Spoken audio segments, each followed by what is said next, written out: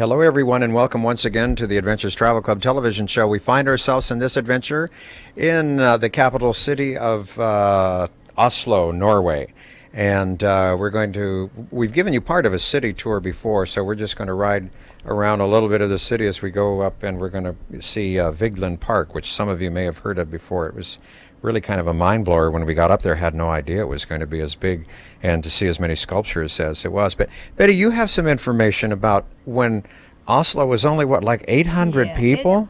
It's just really amazing, Marv, to think from this little tiny town what's happened today.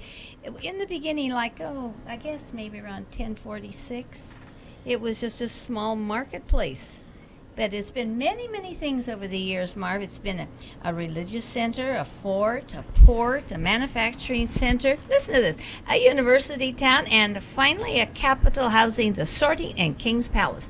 Now, all of that from this little 800 nucleus that formed into this big, well, it's hardly a metropolis, but... Well, I don't know. There's, about 1 million people, I guess, today there, supposedly, I think. And, it's just not the city area, but like when we got up and looked from the ski jump, and looked down over the city, it just stretched out for such a long time. But the amazing thing is, though, you're in the city here, but you don't have to go very far to be surrounded by forests. I mean, you're surrounded with trees and greenery and all of the things that you expect when you go into the Scandinavian countries. That's for sure. Yeah.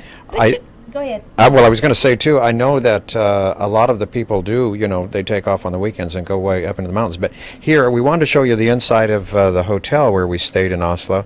And this is one of the biggest flags, I think, that I've ever seen hanging down in this atrium. This was a gorgeous hotel. Many movie stars and a lot of notable people have stayed in this hotel, including the Adventures Travel Club from Fresno, California. Yeah. It reminds me of the Hyatt Regency, with the way it's built with the atrium like that in the center, and you look up, or down. Right, depending on where you are. And of course, how do you think they sewed that? How do you think they got that together? I mean, I can see it laying out on the ground, with the sewing machine. But my word, that's a lot of material, isn't it? It certainly is, right. And of course, you had these beautiful elevators here. This was really a gorgeous hotel. It was a very nice place to stay. And the thing was, too, is that it was right in the heart of town. And look, I just couldn't pass this up, Betty. We have been into so many countries where they have featured wonderful breads, and of course, Norway was no exception to that. Well, I'm a great believer in bread is the staff of life. I love bread. I think I could live on bread. What is butter? Well, it's even butter with better. It's even better with butter, or butter with better. I can eat it without butter. Well, that way you're not going to have any calories, right? There aren't any calories in bread. No, not bread, but fat content is what I'm more concerned about. Okay, all right. But it always is better with better and butter. I love that. That just kind of rhymes together. But I think there was a commercial on that one time ago. This is the lobby of the hotel where we are staying, and some of the adventures there. We're getting ready to go out the next morning, and it had a lot of beautiful artwork in this hotel, and it was really quite nice. Clarion Royal Christiana Hotel. Do you know where the name Christiana comes from? No. I mean, that was what the town before it became Oslo was called. Is Christiana. that right? Oh, yeah. Look who stayed You here. didn't think I'd know that, did you? I didn't think so. The late Blue Eyes, the late Frank Sinatra was one of the guests in this hotel too. As you can see now, we're just right in front of the hotel, and we're leaving to go on a tour. And we had some very wonderful, absolutely spectacular days. The weather was very, very agreeable while we were in Scandinavia, and it was really quite something. And as our guide told us before, we're just literally a few steps away from the main train station. And that wouldn't mean a lot to an awful lot of people, but it did to me, because I had to take the train up one day to go visit my cousin who lived on one of the outskirts. The address is Oslo, but you have to take a train, several stops from the main part of the city to that was very nice, wasn't it, to be able to do that? You had corresponded with her, of course, through the years. Well, no, not through the years. No, when I was in high school is when I first met her, through the and years, then kid. that has been through the years, right? But we didn't keep up through the years. That wasn't yesterday. No, you're quite right. It was not yesterday, but had your mother not gone over to see her, or Was there No, something? actually, my cousins did. My my Okay. first cousin. And you'll meet her in the next. You'll meet her in the next show. But my first cousins did, and they had been in Norway, and they met Carol, who you will meet in a later show. I asked her once. I said, "How are we related?" I'm not quite sure. And then she dug out. She had the genealogy on the family. She said we had the same great grandfather. So it branched off. It branched off from there. But and I'll tell you some stories about that a little bit later on. But for me, that was very interesting Yeah. because I knew the genealogy on the one side on my father's side of the family, but I didn't know on my mother's side, and they came from this particular area. So for me, it was very exciting. It was thrilling, and also we had another Scandinavian on the trip, and that was Red from Madeira. On one side. Herman Lemming. Yeah, his mother was from Sweden. So we got to go to places there that he had heard about his mother speak about before. Yeah, but you and the Swedes and the Danes aren't good friends. The Swedes and the Danes and the Norwegians, they're all intermarried. Yeah, but is that over with now? That Oh, kind sure, of the feud? sure. Like if you called a Swede a Dane, a Swedish, I shouldn't. Well, say you probably still wouldn't then want to do that. They don't want to do that. No, there's a lot of nationalism, Sorry, I'm you know. Danish. I'm not Swedish. Well, but you have to remember, at one time, Denmark controlled a great part of this. Another time, Sweden controlled a great part of it, and even the royal families were. Speaking about that, if you look at that building right up there, that is the palace for the royal family of Norway, and King of course, Carl Johan. well, that's what the street was named after. That Norway kind of got together with Sweden in 1814, so that's not too far no, along. it really isn't. And this palace that we just looked at, and he never saw it. The king, he never was able to set foot on it. He died before it was finished. I guess he had too high ideas for what he wanted to have. But it's always been the official royal residence, and there's no walls or gates or guards out in front to keep you from anybody has access. Except we didn't get access this time because they were refurbishing. Oh, gosh. That's why we didn't That get a chance to happens visit. often. Yeah. But the point I'm trying to make is, like, you go to Buckingham Palace, you go to some of the other palaces that we've been to, And you have an iron guards gate, you everywhere, have right. guards, and you peek through the bars. Right. But here, it is accessible to the public. The building that we're looking at right now is the University of Oslo. And this we took a look at, I think, in one of the other programs, too. It doesn't look too terribly large from where we are here, but it does go back quite a ways there. Anyway, this is a very beautiful area. And what we're going to do now is we're going to go past the palaces we have, and we're going out to a place called Vigeland Park. And this is what is called the Vigeland Sculpture Park. And it is Oslo's largest and probably the most attractive urban park, and it is noted worldwide. Although I have to plead ignorant, I did not know of this park before.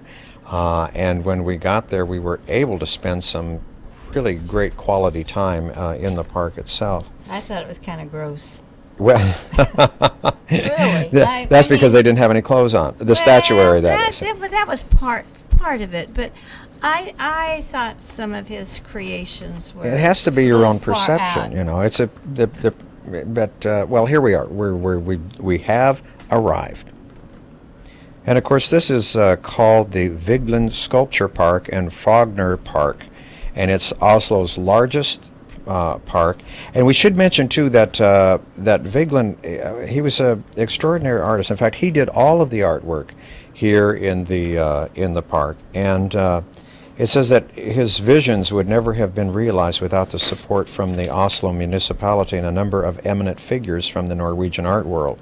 And gradually, donations started coming in from firms and from private citizens, and the city was very eager to accommodate Vigeland, and its people displayed an interest in the artist unparalleled in the history of art. Now, it also has to be remembered that Oslo was a fairly provincial capital at the turn of the century, yet Vigeland was given free rein to erect a sculpture park according to his own plan and design, despite the immense costs that the city had to bear over many years. So the city really actually, paid for this, and it. But I he imagine had it cost a few bucks. He had a pact with them, though. Pardon me? He had a pact with them. When he died, all of his creations went right to the city, the city. Mm-hmm. So they were going to get their money back. But I wonder how many Wonder what the reaction. I wish I'd have been there when all of this happened, because I would imagine there would have been a lot of mixed reaction to his sculptures. Well, there probably was. I would suspect that there was. Of course, there isn't anything that you do. Yeah, Anything naturally, artistic doesn't please everybody. No, that's right. And the gates that we saw, they were designed in 1926, and this was a whole life work for him, and everything that he did is here. This bridge, of course, was done between 1926 and 1933, and we see both granite here, and we also see bronze figures. And he used both of these medium to work in, and what he wanted to show here was, mankind in all sorts of situations. I mean, life in all sorts of situations, and some of it's rather amusing when you see, especially with some of the children, you see some, the angry child. Right. And the thing that I like about it is, you could walk around the statuary here, and it gave you a different feeling as you walked around it. But and I have to mention too that when he died, our guide told us that he was cremated and he's buried in one of the columns that we see here. So he has remained with the park. His remains remain. That's right. His remains There's remain. the little angry child, and That is yeah. cute, because Isn't that look something? at the expression on his face. I think you really, to appreciate these works of art that you really have to have a book, and you have to have an understanding of what it was he was trying to create. And obviously, in the time that we had, you can't delve into all of that. You just that's go true. and appreciate what you see and what he was attempting to do. As I say, I didn't like all of it, but that's just, it's all personal. Well, that's true. I think that's the way, with any art, as far as that goes. It's in the eye of the beholder, that's for sure. The fountain that we see was built between 1906 and 1936.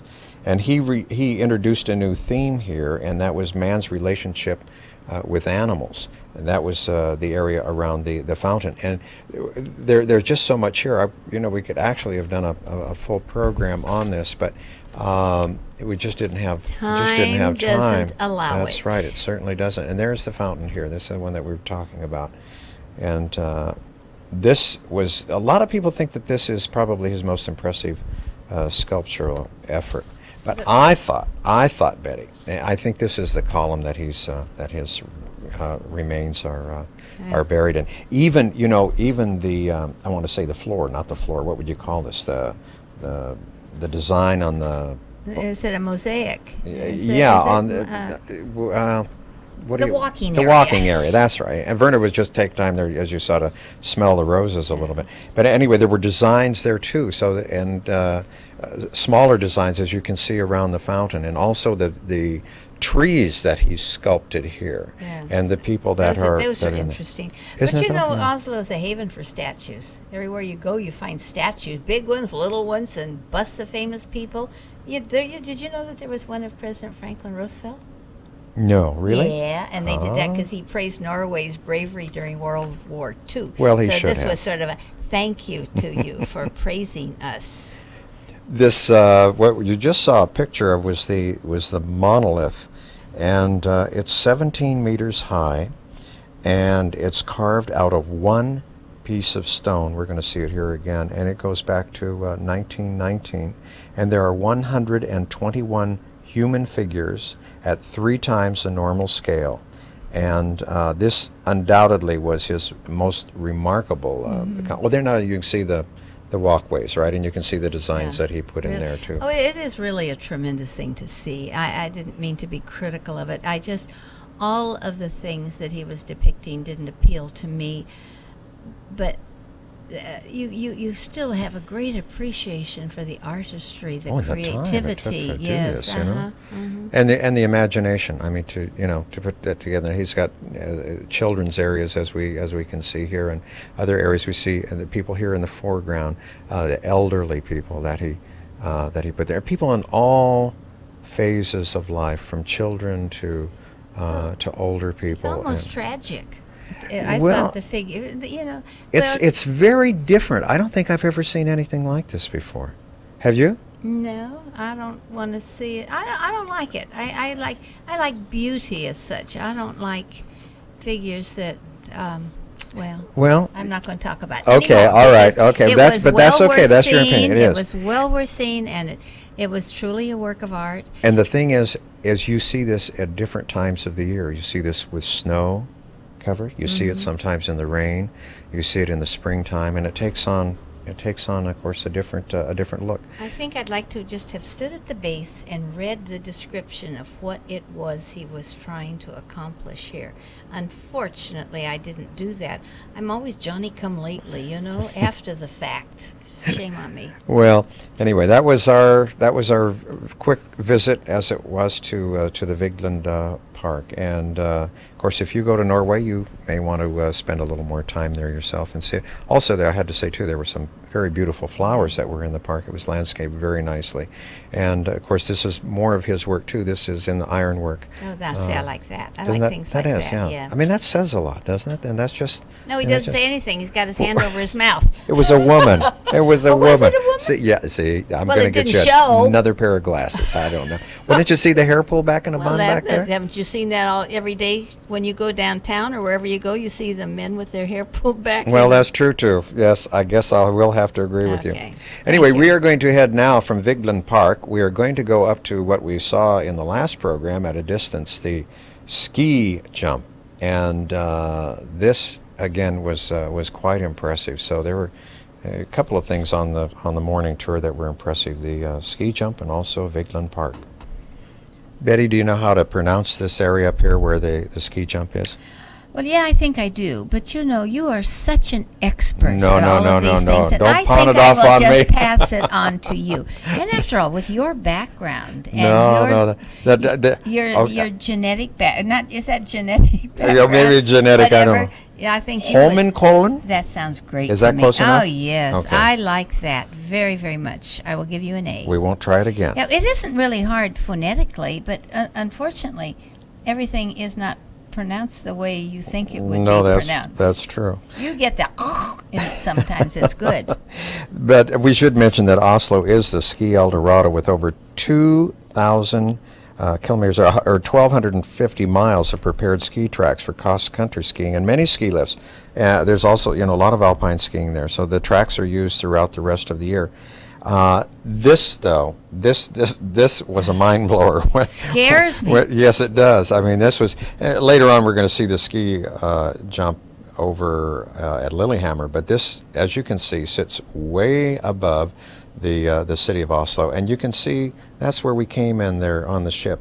Through those little straits into the fjord, as it was, the Oslo fjord, and you can see from here that there are a lot of little islands there. I mean, there's many, and if you look straight down, as we're doing right now, you'd be looking into downtown Oslo. Betty, even though Oslo is situated so far north, its climate is rather temperate, and I mean, maybe I shouldn't have been surprised that it was 90 degrees when we got there. But in the autumn and it's really warm in the spring and the summer. I thought it was going to be a lot chillier. I think 90 degrees though is very unusual. Well, it could be. It says that there's only snow from 3 to 5 months of the winter, but the skiing conditions are good between December and April, and from May to July, the weather can be quite warm with long periods of sunshine, thank goodness. But also, they get drought every now and then, too. So I guess that's anywhere, Mark, right? look at us up right now at the ski jump. Now, that's over on the side. Now, we see the seats. Now, these are for people, I guess, that buy special ticketing, do you suppose, along the side of the ski jump there? Because that wouldn't be for just anybody who comes first. I don't know how they would it worked be, that there. And the judges, they are down at the bottom, so that has to be a prime There had to be place. some judges there, too, because look, you see where you take off right up there, Yeah. and then you're in the air, and then I think it's marked off there, so they have to measure exactly where the jumper is going to land. And there's cameras, too, that, Yeah. in today's skiing. And this green mat, Look, it's all that covered with is flowers where now, isn't they that something? land. Right. Can you believe that? That sounds well. You can These see how it is. brave You're men right. and women. And you can see it started in 1892 to 1992. Now, this to me, That's this was something. You can get inside this ski simulator, and you can experience, as it says here, downhill skiing at 130 kilometers an hour. I mean, that's Not really even tempting. No. Well, if you're pregnant, or if you have back problems or neck problems, as you There can it see is. here, or heart problems, you're not going to go on the simulator. That's for sure. There's one of my little troll friends. Yeah, ugliest little things I've ever Aren't seen. they? And I'm going to read really you a are. story about I that, but know. not right now. This is what, and maybe on the next show. This is a Coleman. I was You going did so it better, fast. yes. I said I wasn't going to say it again, You right? did a better Okay. job the first You time. can read so- it, yeah. Anyway, that was what it was going to look like in the Now, snow. It's hard to visualize how. Now, how do they get up to? Is there an elevator then that brings them all up to the top? So they're actually starting off away from the snow, and coming down into the snow. Because Well, how far? The jump part itself, that's all got to be covered in snow too, because you're going to have something to ski on there. you Yeah, know? but I mean, there's not snow around it. It's just on the jump. Right. Yeah. Well, you know. It's just so cold enough that the snow, once it falls, stays on it, huh? I would think the Norwegian Gosh, I shouldn't be asking these questions. winters We are should going to be know, rather. huh? Yeah. Well, that is just what we told about a little bit Yeah. ago. That's true. You mentioned a little bit about the history a little while ago, and I want to go back and go over that again, because it was in the 8th century that the settlement was built, and at the top of the Oslo Ford. This is what we saw just a little bit ago. And the little Norwegian village grew rapidly during Viking times, and mainly it was agriculture and trade and shipbuilding were important commercial activities. And of course, as we can see, we just went by some of the Oh, look at this. some of the ships here. This is one of the These biggest are- marinas I've seen. This is your very favorite place, It Mark. certainly If was. it isn't birds, it's boats. It's boats. And so here you have, they both for the begin with birds, the right? bee, huh? The Right, bees. right. But look how many.